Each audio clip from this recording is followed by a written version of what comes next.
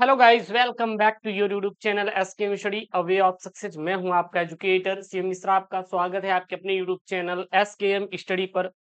और यहां पर लेके आए हैं क्लास 12 केमिस्ट्री के लिए सबसे इंपॉर्टेंट क्वेश्चन। ठीक है ना। इंपॉर्टेंट क्वेश्चन क्या, जो आप कह सकते हैं कि यूपी बोर्ड के द्वारा जारी किए गए पेपर को लेकर आए हैं। अब ये जो पेपर है आपका न्यू सिलेबस पे है। जी हाँ, जो आपका न्यू सिलेबस है उस पर आधारित ये आपका पेपर है। मैं आपको हिंदी का भी दे दिया था, इंग्लिश का भी दे दिया था, फिजिक्स का भी दे दिया था, और ये केमिस्ट्री है जो कि बोर्ड के द्वारा जारी किया गया है। मैं आपसे यही रिक्वेस्ट करूंगा कि जो भी बच्चे 2025 के बोर्ड में बैठने वाले हैं वो इस पेपर को पूरा तैयार कर लेंगे, एक एक क्वेश्चन को पढ़ लेंगे। बाकी तो हम जो आपके पेपर्स हैं मैं आपको दे रहा हूं उनके तो सोल्यूशन मिलेंगे ही, लेकिन जो बोर्ड के द्वारा जारी किया गया है उसको तो आप जरूर पढ़ लें, आपसे रिक्वेस्ट है। और हाँ, आप लोग वीडियो को लाइक नहीं करते यार, वीडियो को लाइक करके चैनल को जरूर सब्सक्राइब कर लीजिएगा। इसका पीडीएफ टेलीग्राम पे मिल जाएगा, टेलीग्राम चैनल का लिंक डिस्क्रिप्शन बॉक्स के अंदर जाकर ज्वाइन कर लीजिए। देखिएगा, ये फिर आपका क्लास 12 केमिस्ट्री का पेपर है बोर्ड परीक्षा 2024-25 के लिए। अब कहेंगे सर ये बोर्ड के द्वारा जारी किया गया, कब जारी किया गया आप थोड़ा बताइए। मैं तो ऑफिशियल वेबसाइट पे गया था, मिला ही ऐसा कुछ नहीं। तो मैं आपको बता दूं, ये 2023-24 के लिए और ये 2024-25 के लिए, दोनों के लिए बराबर है। क्यों?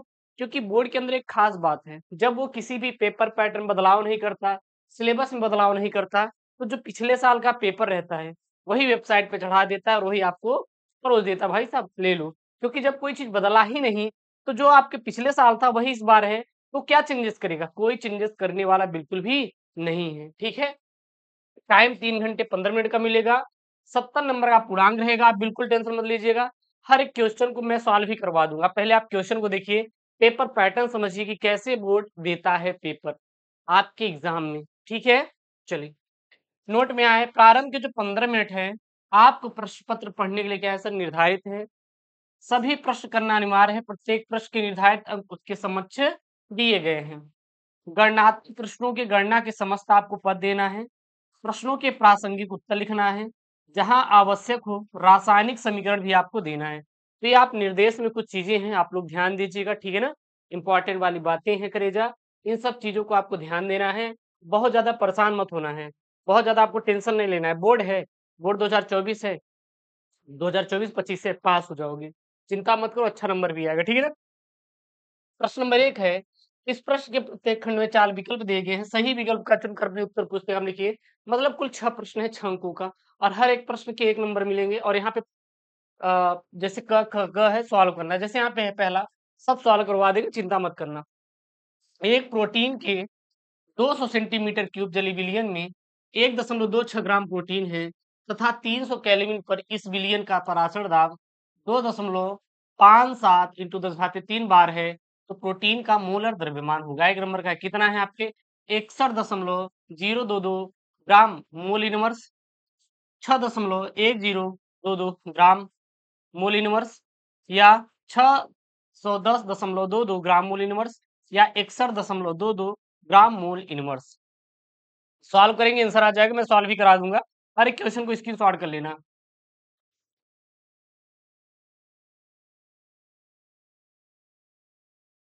वैसे तो मैं इसका जो आपका पीडीएफ है टेलीग्राम पे भेज देंगे। ठीक है ना।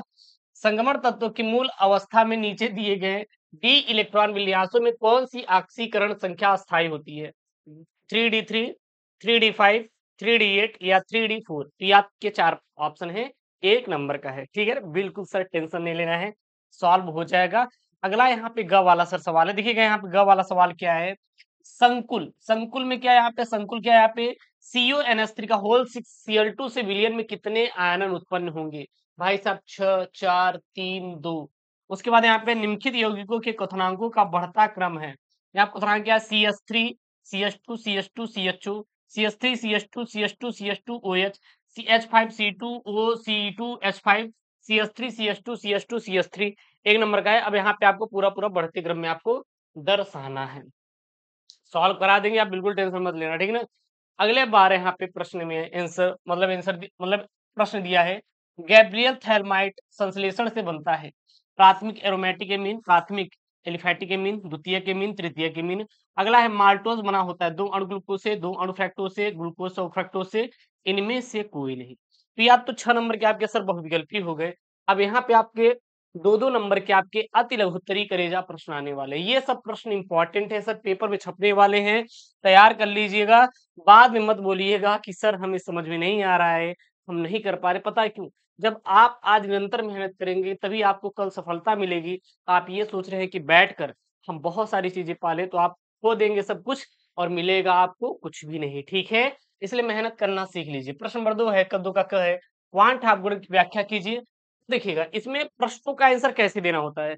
जैसे यहाँ पे दिया 1 + 1 = 2, तो इसमें मतलब यहाँ से यहाँ तक करेंगे तो 1 नंबर और ये भी कर देंगे तो 1 नंबर, टोटल कितना 2 नंबर। ख वाला है, अंतराकाशी यौगिक क्या है? इस प्रकार के यौगिक संगम धातुओं के भली प्रकार से ज्ञात क्यों है? अगला है, स्पेक्ट्रम मीरा रासायनिक श्रेणी क्या है? निम्नलिखित परिवर्तन आप कैसे करेंगे? क्लोरोएथेन से ब्यूटेन, एथिलीन से क्लोरोबेंजीन। अगला यहाँ पे है 3 का क, क्या बोल रहा है यहाँ पे ध्यान दीजिएगा, बहुत प्यारा प्रश्न है। 45 ग्राम एथिलीन ग्लाइकॉल का सूत्र क्या होता है? C2H6O2 को 600 ग्राम जल में मिलाया गया तो विलयन के हिमांक, अवनमन और हिमांक की गणना कीजिए, 2 नंबर का है। अगला यहाँ पे निम्नलिखित अभिक्रिया में प्रयुक्त अभिकर्मों के नाम लिखिए। प्राथमिक एल्कोहल का कार्बोक्सिलिक अम्ल में ऑक्सीकरण, प्रोपेन टू आल का प्रोपीन में निर्जलीकरण। उसके बाद आपको विभेद यानी कि बोले तो अंतर लिखना है। एसिटल्डिहाइड तथा एसीटोन, एसीटोफिनॉल एवं बेंजोफिनॉल में अंतर आपको लिखना है। उसके बाद यहाँ पे है डीएनए में पाए जाने वाले 4 क्षारकों का आपको संरचना, आपको चित्र बनाइए। उसके बाद 4 का क यहाँ पे 3-3 नंबर वाले हैं। आसवन के द्वारा शुद्ध एथेनॉल प्राप्त करना संभव क्यों नहीं है? ऐसे द्विअंगी मिश्रणों को क्या नाम दिया जाता है जो सामान्यतः राउल्ट के नियम से विचलन दर्शाते हैं और जिनके अवयवों को आसवन द्वारा अलग नहीं किया जा सकता? ये मिश्रण कितने प्रकार के होते हैं? 3 नंबर का सर आपके पेपर में आया हुआ है। ख वाला है, किसी वैद्युत अपघट्ट के विलयन की चालकता एवं मोलर चालकता की परिभाषा दीजिए और सांद्रता के साथ इनके परिवर्तन की विवेचना कीजिए, 3 नंबर का है। उसके बाद अवक्रिया ए के प्रति प्रथम और बी के प्रति द्वितीय कोट है, अवकलन वेग समीकरण लिखिए। बी सांद्रता 3 गुनी करने पर वेग पर क्या प्रभाव पड़ेगा?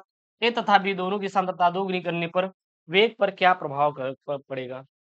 उसके बाद है निम्नलिखित का आपको कारण लिखना है। जैसे यहाँ पे है Cr2 आयन, Cr2 आयन है यहाँ पे प्रबल अपचायक है, जबकि मैग्नीज थर्ड प्रबल आक्सीकारक है। आयनों का D1 विन्यास अंततः अस्थायी है। अगला यहाँ पे 5 का क, प्राथमिक और द्वितीयक बैक्टीरियो की तुलना में ईंधन सेल से क्या लाभ है? और डिस्चार्ज होते समय सीसा संचायक सेल में होने वाली अभिक्रिया लिखिए।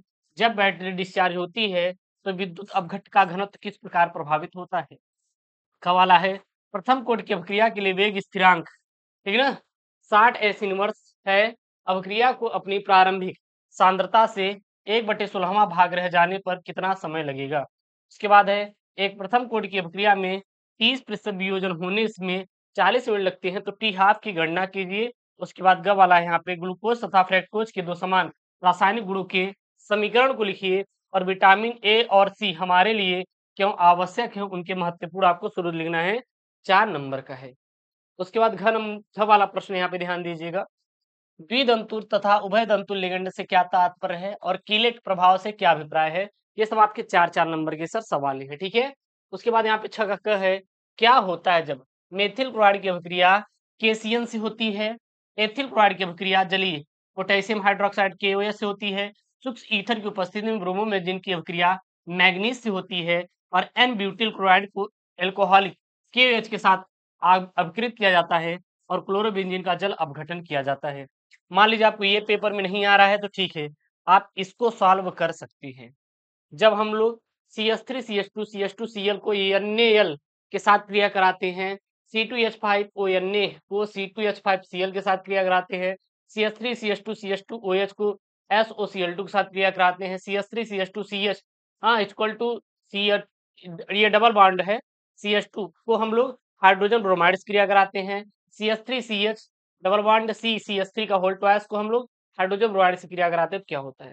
उसके बाद अगला यहाँ पे प्रश्न है कि निम्नलिखित को उदाहरण से समझाइए। कोल्बो अभिक्रिया, राइमर टीमर अभिक्रिया, विलियम संश्लेषण अथवा निम्नलिखित अभिक्रियाओं के लिए समीकरण लिखिए।